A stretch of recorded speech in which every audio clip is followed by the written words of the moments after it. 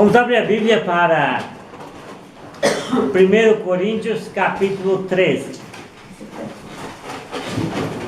1 Coríntios capítulo 13.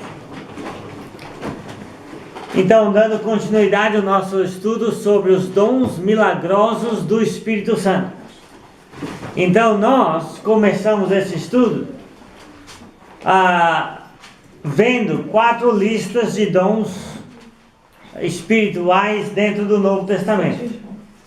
E nós vimos então que o Espírito Santo é a fonte comum de todos os dons. E o Espírito Santo distribuiu a cada um, segundo a graça de Cristo, dons. E havia na igreja primitiva 2 tipos de dons. Dons milagrosos, que eram dons especiais, com um propósito específico, e dons não milagrosos, que eram dons gerais, essenciais, cumprindo o trabalho da igreja no seu dia a dia, a sua prática. Agora, dentro dos dons milagrosos, existem também 2 espécies de dons. Existem dons de revelação e dons de confirmação. Dons de revelação do conhecimento de Deus, dons de revelação da verdade de Deus, dons de revelação da vontade de Deus dentro da nova aliança. É profecia, conhecimento, sabedoria, fé e instrução, diretamente dado por Deus. E dons de confirmação, que seriam os milagres, as obras de poder. Mas esses dons estavam ligados um ao outro, né? Então, um dom servia para revelar a mensagem nova, porque o Velho Testamento não era suficiente para o cristianismo. Então Deus tinha que revelar oralmente a sua vontade. Então, além dos apóstolos que receberam conhecimento diretamente de Deus, pelo batismo com o Espírito Santo no dia de Pentecostes, Deus também revelou parte do seu conhecimento aos profetas, aos mestres inspirados, que recebiam imposição de mãos dos apóstolos. E vinha às vezes junto, ou separado destes dons de revelação, a comprovação, né? A confirmação de que aquela mensagem era divina. E aí incluía as línguas, né? Idiomas estrangeiros falados sem nunca ter aprendido. Incluía também o dom de curar pela imposição de mãos, né? E a expulsão de demônios, tá?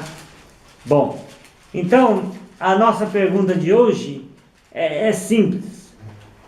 Se existem hoje em dia os dons milagrosos do Espírito Santo. Então, certamente Deus está abençoando e atendendo às nossas orações quando alguém fica doente. Mas a cura pela oração não é a mesma coisa que a cura milagrosa, que fazia parte dos dons milagrosos do Espírito Santo quando Deus revelou a sua palavra. Então a pergunta é: os dons milagrosos do Espírito Santo existem hoje em dia?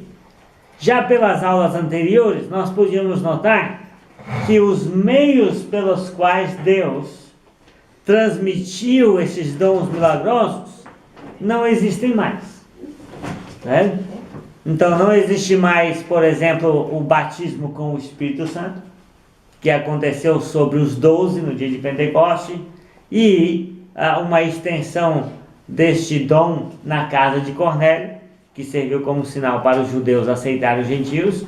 Então, era uma forma diretamente de Deus receber dons de revelação do conhecimento de Deus e de confirmação da palavra, né?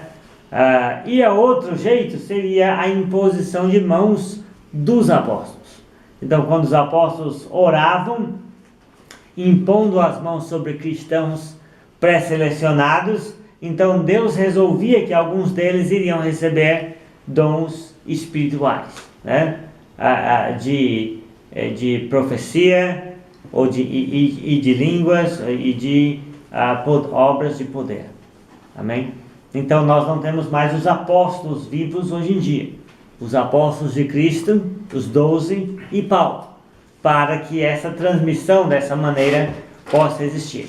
Então, se nós não temos os meios pelos quais Deus concedeu, né, os dons milagrosos do Espírito Santo, os mesmos meios que Deus usou para concedê-los no passado, então daí já podemos concluir, né, que não existe mais os dons milagrosos do Espírito Santo hoje em dia, porque não existem os meios para conceder esses mesmos dons do passado.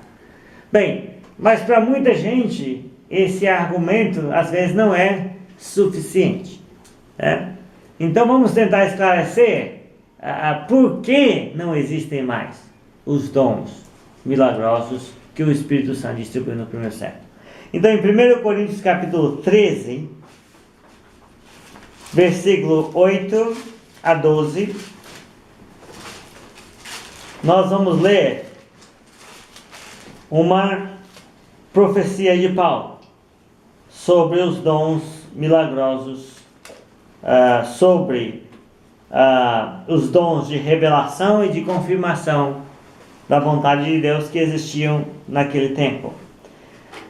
1 Coríntios 13, versículo 8 a 13, 8 a 13. Diz assim: o amor jamais acaba, mas havendo profecias, desaparecerão. Havendo línguas, cessarão. Havendo ciência, passará. Porque em parte conhecemos e em parte profetizamos. Quando, porém, vier o que é perfeito, então o que é em parte será aniquilado. Quando eu era menino, falava como menino, sentia como menino, pensava como menino. Quando cheguei a ser homem, desisti das coisas próprias de menino. Porque agora vemos como em espelho obscuramente, então veremos face a face. Agora conheço em parte, então conhecerei como também sou conhecido.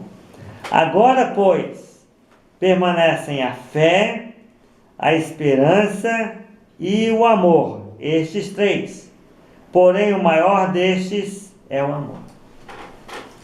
Então, note bem que aqui o apóstolo Paulo estava dando instruções para a igreja em Corinto, que estava superestimando a capacidade de falar em línguas, sobre a profecia e sobre a pregação concedida normalmente, sem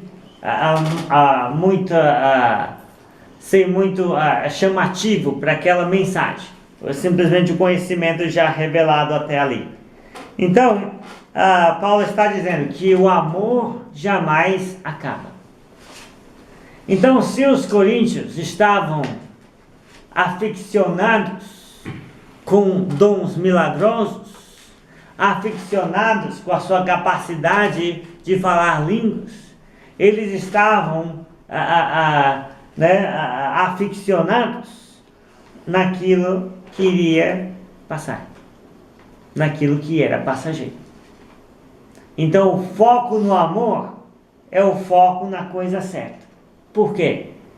Porque o amor jamais acaba. Qual é o dia na igreja que nós vamos dizer: hoje eu não preciso amar? Hoje eu não preciso usar de bondade, misericórdia, caridade com ninguém. Não existe. Então note bem que aqui dentro do contexto o amor também é colocado como um dom. Como um dom, não é isso? Como se a pessoa buscar essa capacidade de amar, então ele vai superar todos os outros dons, todas as outras capacidades que aquela aqueles irmãos estavam aficionados, vidrados com aquela capacidade e se exaltando acima dos demais, achando que o meu dom é superior ao seu. E na verdade, o dom maior mesmo, que eles não estavam conseguindo enxergar, é o amor. Então o amor jamais acaba, né? Então nós temos aqui uma igreja que precisa compreender algo sobre os próprios dons que possui, que precisa conhecer algo sobre os dons espirituais, sobre os dons da ciência, da profecia, das línguas. E o que Paulo revela a eles, no versículo 8, sobre esses dons que eles não sabiam, que eles precisavam atinar. Diz assim: mas havia profecias no primeiro século, mas elas o quê? Desapareceriam. E havia línguas no primeiro século?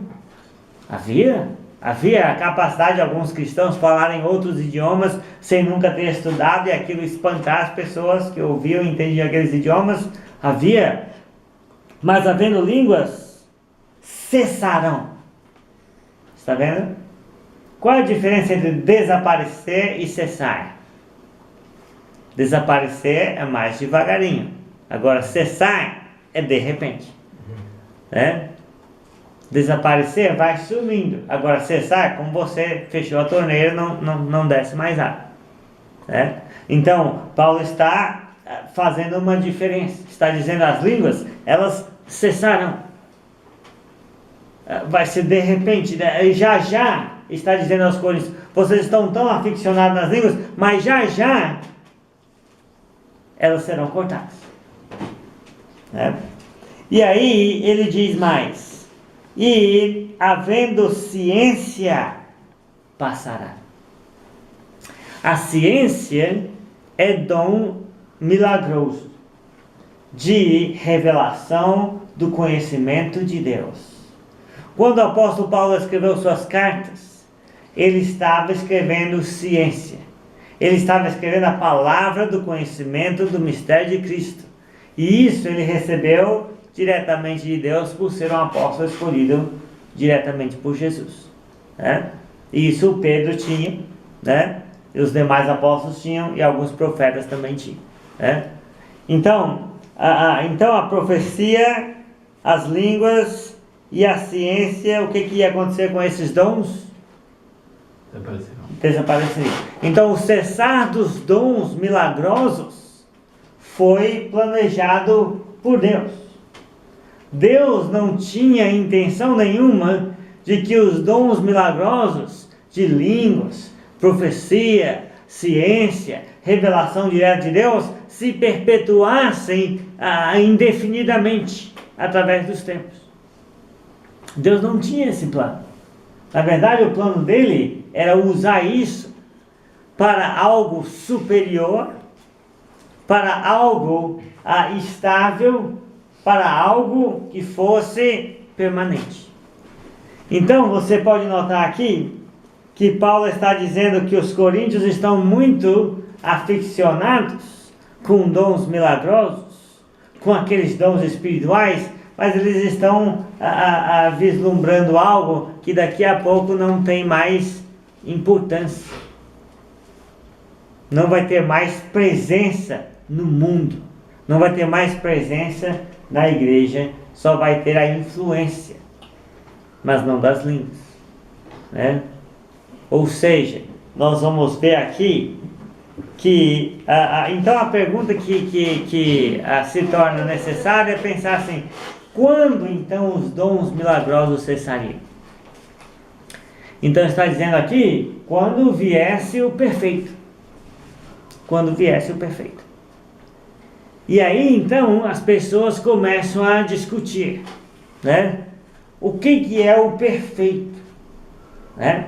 E aí as pessoas pensam assim: se o perfeito for Jesus, então os dons continuariam indefinidamente até a volta de Jesus. Tá? Mas o perfeito aqui não é Jesus. Porque o perfeito seria algo que chegaria a ser perfeito. Jesus já era perfeito. Aqui também ele diz sobre o perfeito, e algumas pessoas pensam sobre o céu, sobre lá no mundo espiritual, depois do juízo final, o céu seria um lugar perfeito. Mas na verdade, se você pensar bem, ele diz que mesmo com a presença do perfeito, vai permanecer a fé, a esperança e o amor. E a fé é a esperança que não se vê. Então, se você já está lá no céu, você não tem que ter fé, nem esperança, você já está lá. Não vamos poder pecar mais depois de estar no céu, todo mundo vai ser tranquilo, beleza, não tem que amar como Cristo amou e se sacrificar. Bem, então também não seria o céu. Algumas pessoas falam que o perfeito seria o amor. Quando os coríntios amassem com perfeição, então os dons cessariam. Mas quando é que o ser humano, mesmo dentro da igreja, vai amar com perfeição?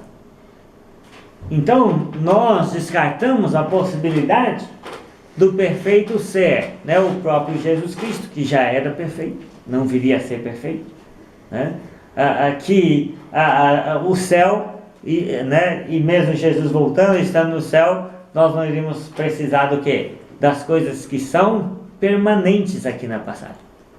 O que é permanente é a fé, a esperança e o amor. Até o último dia, nós vamos precisar desses três dons, digamos assim. Mas, então, o perfeito também não seria o amor, porque Paulo está falando do amor, já que ele não usaria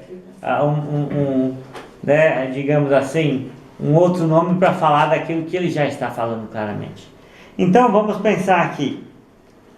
O perfeito está em contraste com aquilo que é em parte na passagem. Note bem o que é em parte.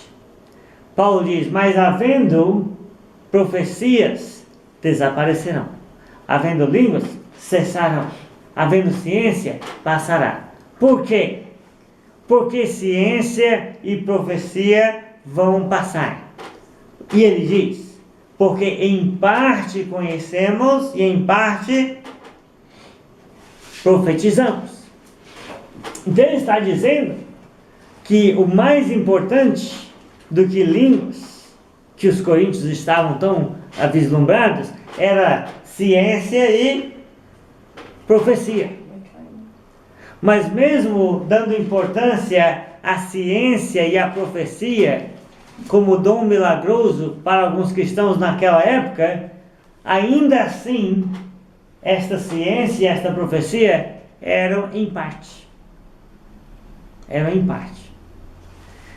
Então, o perfeito está justamente em contraste com aquilo que está sendo dado em parte. Então, se você tivesse só o Velho Testamento, então você teria uma Bíblia perfeita, completa?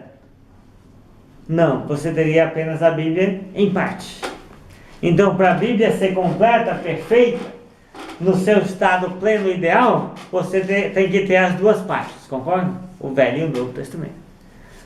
Se eu te dou só uma metade da laranja, você tem uma laranja completa, perfeita, ideal? Não, você ainda tem só a metade. Aí quando você junta as duas partes da laranja, aí você tem então uma laranja completa. Então a palavra perfeito aqui, em grego, teleios, é a palavra que quer dizer não perfeição moral, mas o amadurecimento. Então, por exemplo, aí eu tenho uma filha, ela tem 5 anos. Ela é uma mulher, você pode dizer que ela é uma mulher perfeita, madura, completa? Não, ela é uma mulher em parte. Aí ela vai crescer, vai atingir seus 18 a 24 anos, vai estar plenamente amadurecida, aí sim, aí eu posso deixar ela casar, porque ela já é uma mulher perfeita. Está vendo? Então aqui o perfeito era algo que estava caminhando, né? Era algo que estava caminhando para o seu amadurecimento completo. Ok? Então, note bem, em parte conhecemos e em parte profetizamos. Quando vier o que é perfeito, o conhecimento que era em parte dado pelas profecias, dado pelos apóstolos com seu conhecimento, se tornaria então completo.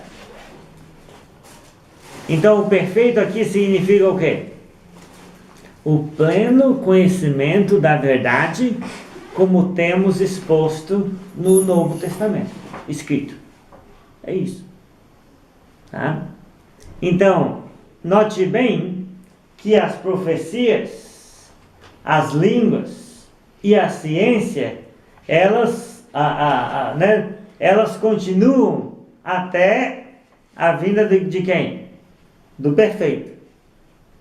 E a fé, a esperança e o amor, elas estavam antes do perfeito chegar e elas vão permanecer depois que o perfeito chegar. Então o perfeito seria, lembra que aqui o contexto de 1 Coríntios 13, o contexto é de dons. Então é como se Paulo estivesse dizendo de um perfeito o quê? Um perfeito dom que Deus daria para toda a igreja. Um perfeito dom que tornaria, né, obsoleto, ultrapassado ou desnecessário os dons de profecia, de ciência, de línguas e dons milagrosos que eram dados, né, para gerar esse dom perfeito. E aí nós teríamos então que concluir que o perfeito é o pleno conhecimento de Deus, né, que chegou ao fim no primeiro século, quando os apóstolos e profetas morreram, tendo deixado tudo aquilo que o cristianismo teria que obedecer e praticar. Então por isso, né, antes do Novo Testamento, né, ter sido escrito, então como é que era o conhecimento da igreja naquele período do primeiro século? Eles tinham o Novo Testamento escrito? Não, então eles tinham as profecias e o conhecimento dados o quê? Pouco a pouco. Dados em parte. Surgiu uma falsa doutrina, o apóstolo expressava como ela deveria ser tratada. Surgiu uma dúvida sobre o papel do homem e da mulher, então o apóstolo escrevia sobre como tinha que ser aquela atitude dentro da igreja, da comunidade cristã. Surgia uma dúvida sobre a divindade de Cristo, então o apóstolo respondia com seu conhecimento. E o conhecimento então era dado como em partes, pouco a pouco. Pouco a pouco. Até que ele chegasse na sua, né, no seu máximo, no pleno conhecimento de Deus, no final do primeiro século. Então é isso. Antes de findar o primeiro século, enquanto não tinha toda a verdade revelada e escrita no Novo Testamento, o conhecimento de Deus era dado em parte através das profecias, do conhecimento dos apóstolos que eram ali escritos. Ok? E aí que tem uma questão sobre o dom de línguas aqui. Que Paulo cita as línguas, mas note bem que as línguas, elas não contribuem para o aparecimento do perfeito. Né? Então, por que os coríntios precisavam valorizar mais o conhecimento, a ciência, a doutrina, né? a profecia do que as línguas? Porque pelo menos a profecia e o conhecimento iriam nos trazer o quê? O perfeito. Iriam resultar no pleno conhecimento de Deus. Enquanto que as línguas estavam ali e de repente iriam cessar e não iria ter nenhuma perpetuação da sua influência na igreja. Simplesmente seria milagre, confirmaria ali, né, aquela profecia que estava sendo dada, mas a profecia em si é que era mais importante de ser preservada. Bem, então, Agora nós podemos então pensar sobre essas ilustrações que Paulo fala logo aqui. Ele diz assim, ele usa algumas ilustrações para indicar o que ele está dizendo, né? Então ele diz, versículo 10, né? Quando porém vier o que é perfeito, né? O pleno conhecimento da verdade, né? A revelação total de Deus dada ao seu povo, né? E registrada no Novo Testamento para todo sempre, então o que é em parte será aniquilado. O que é em parte aqui que seria aniquilado? Ele já disse, línguas, profecia e ciência. Então está vendo que o cessar dos dons, né? Foi planejado por Deus quando viesse a plenitude da revelação de Deus máxima para o conhecimento do seu povo, que já está aqui no Novo Testamento. Aí ele diz assim, uma ilustração para explicar o que ele quer dizer. Quando eu era menino, falava como menino, sentia como menino, pensava como menino. Quando cheguei a ser homem, desisti das coisas próprias de menino. O que ele quer dizer com isso? Ele nos ajuda a entender o que ele quer dizer com perfeito, né? Então, enquanto os coríntios estavam valorizando muito os dons, né? Especialmente dons de línguas, em detrimento dos dons de profecia e ciência, eles estavam agindo como quê? Como crianças, né? Mas quando eles amassem de verdade, né? E valorizassem o pleno conhecimento de Deus através da ciência da profecia, então eles estariam agindo como pessoas amadurecidas.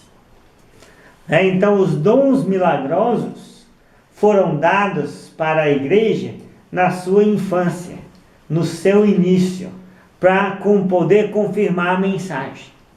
Agora a igreja, já depois do primeiro século, né, com toda a revelação já dada e confirmada, não precisa mais depender das profecias, do conhecimento apostólico ou dos sinais milagrosos. Por quê? Porque